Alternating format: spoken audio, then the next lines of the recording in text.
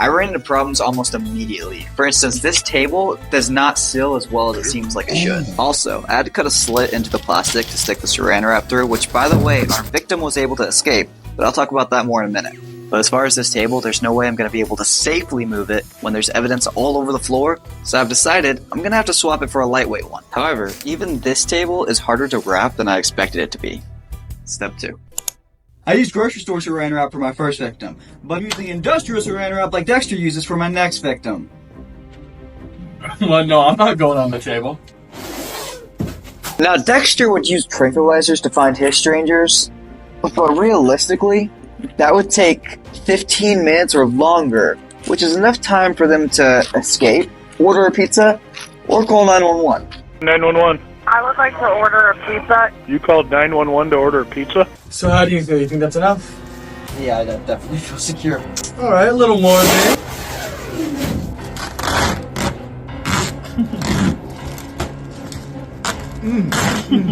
Alright. Get a water bottle, throw water for me. Nope. Go grab the water bottle. Anyway, so first of all, this is like genuinely tighter than I expected it to be, except for the duct tape part. It's painful, it's extremely painful, but I can I? Yeah, ow. I can lose my eyebrow, but move my head out of the duct tape part. That's not too big of a deal. Better hurry, he really is going to get water. I feel like I could probably stretch myself out of this. But just like with the tranquilizer, 15 minutes is a lot of time. This, you don't really have a lot of time to... Let me just take that from you. You don't actually have a lot of time to get out of this. I'm worth it. But you can't stretch out of it. I will. Anyway, I don't recommend this. Not personally my thing, but to each their own. Now for the messiest part of Dexter.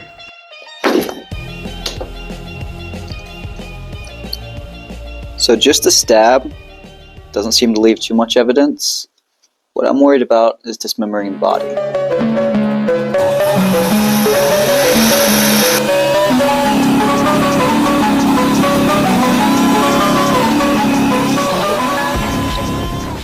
This is what Dexter doesn't tell you. The average human body has over a gallon of blood, which creates an insane amount of cleanup.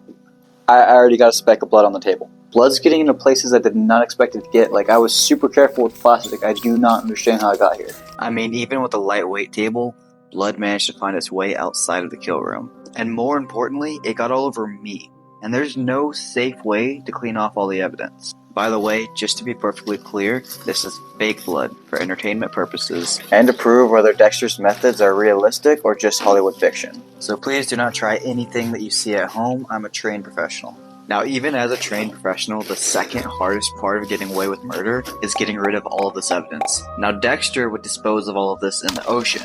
But in the books, Dexter uses a variety of methods to get rid of the bodies, including acid, which isn't that far-fetched. I was able to obtain a gallon of acid along with all the safety equipment pretty easily online, and it took about 10 minutes to dissolve a pound of chicken, bone and all.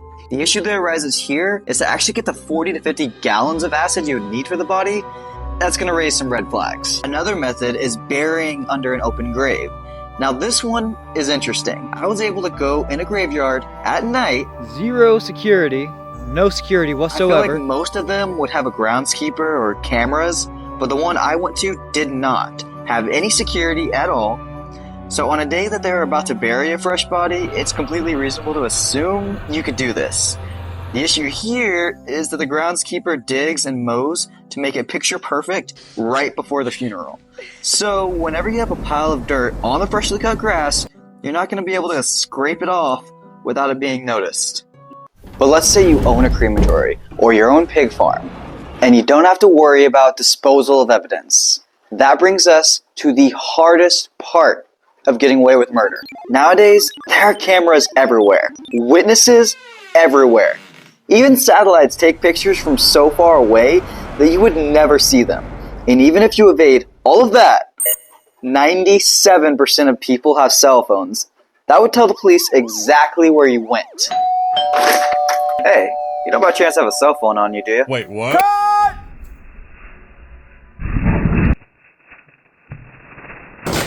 Did you know that 40% of murders never get solved?